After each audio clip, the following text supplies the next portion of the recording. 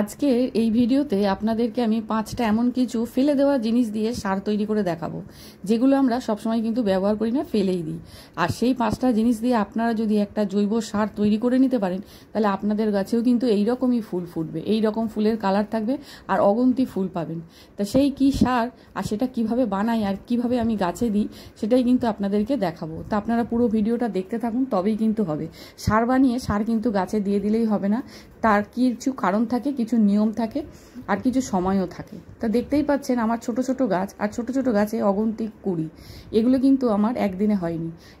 আমি কিন্তু ফেব্রুয়ারি মাসের একদম শুরুতেই আমি সমস্ত গাছগুলো, আমার গরমের গাছগুলোকে আমি রিপোর্ট করে দিয়েছি। বড় গাছগুলোকে একটু বেশি করে কাটাই ছাটাই করেছি, শিকড়গুলো দেখতে পাচ্ছেন। এর আমি একটা বড় ভিডিও বানিয়েছি, এটাকে আমি বনসাই করে রাখতে চাই, তাই জন্য প্রতি বছর আমি ফেব্রুয়ারি মাসের শুরুতেই এই গাছটাকে এইভাবে আমি কিন্তু একদম কেটে দিই, ডিপ করে কাটি। আর আপনারা কিন্তু যদি আপনাদের কাছে ছোট গাছ থাকে তাহলে অত বেশি কাটবেন না, কিন্তু হালকা একটু কাটাই ছাটাই করতেই লাগে। যে কোনো গরমের গাছ, জবা গাছ, বেল গাছ, টগর গাছ, হালকা একটু আমরা যদি শিকড় কাটাই ছাটাই করি, তবেই কিন্তু সেই গাছের গ্রোথ খুব ভালো হয় এবং তাড়াতাড়ি বাড়ে। এটা যদি আপনার বড় ভিডিও দেখতে চান, দেখে নিতে পারেন আমি গাছটাকে কিভাবে বনসাই করে রেখেছিলাম। তাই এরপরে আমি খাবার দেওয়ারটা দেখাবো বলেছিলাম, তাই জন্যই আজকের এই ভিডিও। তা প্রথমেই আমি বলে দিলাম যে গাছগুলো কিন্তু আপনাদেরকে কাটাই ছাটাই করতেই হবে, ডাল একটু কাটতে হবে, বড় গাছগুলো একটু বেশি করে কাটতে হবে, ওপরের ডগাগুলো। আর ছোট গাছ হলে হালকা, 1 বছরের গাছ যদি হয় তাহলে হালকা একটু কাটাই ছাটাই করলেই হবে।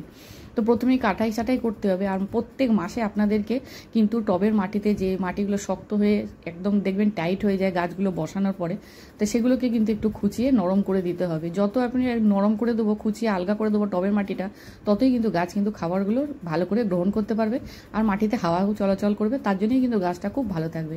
দেখতে পাচ্ছেন 1 মাস পর আমার গাছের চেহারাটা কীরকম হয়েছে। এরপরেই আমি কিন্তু গাছে খাবারটা দেবো। আমি এর মধ্যে একবার শুধু 15 দিন বা 20 দিন পরে হবে, হয়তো আমার ঠিক খেয়াল নেই, 20 দিনই হবে, আমি একবার ডিএপি সার দিয়েছিলাম। ডিএপিটা দিলে গাছ কিন্তু খুব তাড়াতাড়ি পাতাগুলো বাড়ে আর একটু বাড়তেও সাহায্য করে, তাই জন্য ডিএপি সারটা কিন্তু দিতেই হয়। তা আমি একবারই শুধু ডিএপি সার দিয়েছিলাম, আর ছোটো গাছগুলো দেখুন হালকা করে কেটে দিয়েছিলাম। এরপরে আমি আপনাদেরকে সারটা তৈরি করে দেখাবো। ছোটো গাছগুলো ওপর থেকে কেটেছি, যেমন হালকা হালকা পাতা এসছে, এরপরে আমি সারটা দেবো। তা কী সার সেটাই আপনাদেরকে আজকে দেখাই, চলুন। প্রথমেই আমি নিয়ে নিয়েছি কিন্তু কলার খোসা। কলার খোসার মধ্যে থাকে ম্যাগনেসিয়াম, পটাশিয়াম আর ক্যালসিয়াম। তা আমরা কিন্তু এগুলোকে কিছুটা শুকনো করে নিয়েছি। এরপরে আমি কিন্তু একদম মিক্সিতে গ্রাইন্ড করে নেব। এরপরে নিয়েছি আমি কমলালেবুর খোসা। কমলালেবুর খোসা কিন্তু মাটিতে পিএইচ লেভেলটা একদম ঠিকঠাক রাখে, আর এতে কিন্তু সোডিয়াম থাকে, খুবই প্রয়োজনীয় একটি জিনিস। এরপর আমি নিয়ে নিয়েছি শুকনো করা নিম পাতা। আর এই শুকনো করা নিম পাতায় কিন্তু আমাদের পোকামাকড় চলে যায়, যে মাটিতে যে পোকামাকড়গুলো থাকে সেগুলো। আর এতে যে মাটিতে যে অ্যামোনিয়ার ভাগটা বেড়ে যায় আমাদের অন্য কোনো সার দেওয়ার ফলে, সেই অ্যামোনিয়ার ভাগটাকে কমাতে সাহায্য করে এই নিম পাতা। এরপর আমি নিয়ে নিয়েছি শুকনো করা চা পাতা। আর এই চা পাতাতে প্রচুর পরিমাণে নাইট্রোজেন থাকে এবং ফসফরাস থাকে, মাটিটাকে ভীষণ উর্বর করে তোলে এই চা পাতা। এরপরে আমি যেই সারটা নেব সেটা হচ্ছে পেঁয়াজের খোসার সার। আপনারা কিন্তু এটাকে স্কিপ করতে পারেন, চাইলেও দিতে পারেন, কিন্তু একই পরিমাণে এর মধ্যে নাইট্রোজেন এবং ফসফরাস থাকে। তা আমি দিয়ে দিয়েছি দুটোকেই, কেন মাটিটাকে আমি হালকা করতে চাই, তাই জন্য। এরপর আমি সমস্ত কিছু মিক্সিতে গুঁড়ো করে নিয়েছি, খুব ভালো করে মিক্সিতে গুঁড়ো করে নিয়েছি। এটা চা পাতা, তারপর আগেরটা ছিল কলার খোসা, এটা হলো পেঁয়াজের খোসাটা, খুব ভালো করে মিহি করে গুঁড়ো করে নিয়েছি। কিছুটা নিম পাতা দেখতে পাচ্ছেন।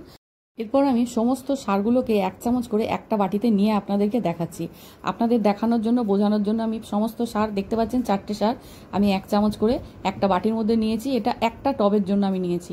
আর আমি 5টা বলেছিলাম, 4টে সার আর 1 চামচ আমি এর মধ্যে হলুদ দিয়ে দেবো, তাহলেই হয়ে গেল 5টা সার। আর এই হলুদটা কিন্তু দিতেও পারেন, নাও দিতে পারেন। নিম পাতা যেহেতু আছে তাই জন্য হলুদটা দেওয়ার দরকার নেই, কিন্তু আমি হলুদটা দিচ্ছি এর কারণে নিম পাতার সাথে হলুদটা দিলে কিন্তু খুব ভালো কাজ করে। এরপর দেখুন আমি এই নয়নতারাটা অনেক দিন বসিয়ে রেখেছি, কিন্তু কোনো ফুল আসছে না। এরপর আমি এই সারগুলো দিয়ে দেবো। সারগুলোও তখন আমার রেডি করা হয়নি, তাই জন্য আমি দিতেও পারছিলাম না। এরপর আমি এই সারগুলো 2 চামচ মতন দিয়ে দিয়েছি। এটা আমার 6 ইঞ্চির টব, 2 চামচ দিয়েছি। যেগুলো 8 ইঞ্চি সেগুলো আমি আরও 3 চামচ করে দেবো। এবার কিন্তু টব অনুযায়ী আপনাদেরকে সারগুলো দিতে হবে। এই সার কিন্তু বেশি বা কম হলে কোনো ক্ষতি নেই, আপনারা কিন্তু নিশ্চিন্তে দিতে পারেন। এটা দেখুন একটা 10 ইঞ্চির টব, এতে আমি একদম কিন্তু 4 চামচ ভরে ভরে দিয়ে দেবো। তো এরকম করেই কিন্তু আপনারা নিশ্চিন্তে এই সারগুলো ব্যবহার করতে পারেন। রাসায়নিক সার দিয়ে কিন্তু এতটাও ফল পাবেন না যতটা এই গাছে এইরকম করে আপনারা যদি সারগুলো বানিয়ে দিতে পারেন। একবার এরকম করে সার বানিয়ে আপনারা যদি একটু কষ্ট করে আপনারা গাছে দেন, গাছকে যদি ভালোবাসেন, এইভাবে যদি আপনারা একটু কষ্ট করতে পারেন, আপনাদের গাছে কিন্তু যা ফুল দেবে আপনারা কিন্তু খুশি হয়ে যাবেন। তখন আপনাদের এই কষ্টটা কিন্তু আর কষ্ট বলে মনে হবে না। যেরকম আমি করি, আমি এইভাবে কিন্তু দিয়ে থাকি। আমার যে শীতের গাছে আমি যে ভিডিওগুলো দিয়েছিলাম দেখতেই পারবেন, শীতের গাছে প্রচুর ফুল আছে আর প্রচুর কালারও খুব সুন্দর ছিল। দেখতে পাচ্ছেন একটা ছোট গাছ, কত কুড়ি কত ফুল। আমি কিন্তু এইভাবেই করি। রাসায়নিক সার দিলে কিন্তু চট করে কাজ পাওয়া যায় ঠিকই, কিন্তু সেই কাজ দীর্ঘদিন থাকে না। আর আমরা যদি এই জৈব সারগুলো বানিয়ে গাছে দিই, টবের মাটিতে কিন্তু এই সারগুলো থেকে যায় আর বহুদিন ধরে কাজ দেয়, আর বহুদিন ধরে আমরা এখান থেকে কিন্তু ফুল বা ফল পেতে পারি। আমি ফুলের গাছে দিয়ে দেখাচ্ছি, কেননা আমার কাছে সব ফুলের গাছই আছে। আপনারা কিন্তু ফলের গাছেও দিতে পারেন, ভীষণ ভালো কাজ দেবে আর প্রচুর ফল পাবেন। আমি এখানে দেখিয়েছিলাম আপনাদেরকে টমেটো গাছে, আমার কিন্তু প্রচুর, আমি এখান থেকে টমেটো গাছে টমেটোও পেয়েছিলাম। তা আপনারা কিন্তু এইভাবে সমস্ত গাছে দিতে পারেন। দেখতে পাচ্ছেন এখান থেকে 10 থেকে 12 দিন হয়ে গেছে প্রায়। গাছে কিন্তু ফুলের চেহারা আর ফুলের কালার আপনারা বুঝতেই পাচ্ছেন। একটা ডালে কত করে কুড়ি আছে আপনারা কিন্তু গুণে শেষ করতে পারবেন না। তো এরকম করে রেজাল্ট যদি পেতে চান আপনাদের কিন্তু একটু কষ্ট করতেই হবে। এমন কিছুই নয়, চা পাতাগুলো ভালো করে ধুয়ে আপনারা একটু শুকিয়ে নিতে পারেন, কলার খোসাগুলো একটু শুকিয়ে নিতে পারেন। আমাদের কিন্তু এগুলো ঘরে সবসময় থাকে, আমরা কিন্তু ফেলে দিই, আমরা কিন্তু সেইভাবে গাছে ব্যবহার করি না। তো একটু যদি রেখে দিই আমরা গাছের জন্য, যত্নের জন্য, আমাদের গাছের যত্নের জন্য যদি আমরা একটু রেখে দিয়ে শুকনো করে একটু কষ্ট করতে পারি, তাহলে কিন্তু আমরা এইভাবে রেজাল্ট পেতে পারি। আর এইভাবে যদি আমরা গাছে ফুল পাই, কার না ভালো লাগে। তা আপনারাও কিন্তু করে দেখতে পারেন। এছাড়াও সার দেওয়ার সঙ্গে সঙ্গে আমি বলবো গাছের ওপরে কিন্তু আপনারা নিম অয়েল যেটা স্প্রে করতে পারেন। নিম অয়েলটাও আমি ঘরে বানানো আপনাদেরকে দেখিয়েছিলাম। এছাড়াও নানান রকমের আমি কীটনাশক বানিয়ে আপনাদেরকে দেখিয়েছিলাম, সেগুলোও কিন্তু আপনারা জৈবভাবে বানিয়ে গাছে কিন্তু স্প্রে করতে পারেন। গাছের পাতা, গাছে যে আপনার গোড়ায় সার দেবো, গাছের পাতাতেও কিন্তু কিছু দিতে হবে। গাছের পাতা নালে কিন্তু কুকুরে যাবে, পোকা লেগে যাবে। তাই জন্য আমি গাছের পাতাতেও যে সারগুলো বানিয়ে আপনাদেরকে দেখিয়েছিলাম সেগুলো আপনারা ব্যবহার করতে পারেন, তবেই কিন্তু গাছ সুস্থ থাকবে। আর গাছে সার দিলে হবে না, গাছের জলটাও দেখতে হবে। দুবেলা গাছে জল লাগলে দুবেলা গাছে জল দিতে হবে। একদিন করে গাছে চান করে দিতে হবে, ভালো করে গাছটাকে পুরো একদম চান করে দিতে হবে, ঝেড়ে ভালো করে স্প্রে করে দিতে হবে। স্প্রে বোতল না থাকলে হাতে করে ভালো করে চান করে দিতে হবে। তো এইভাবে যদি আমরা করি তবেই কিন্তু গাছে বেশি করে ফুল পাবো। শুধু সার দিলেই তো আর ফুল পাওয়া যাবে না, গাছের কিন্তু পোকামাকড়ের হাত থেকে যে গাছটাকে রক্ষা করতে হবে সেদিকটাও আমাদের দেখতে হবে।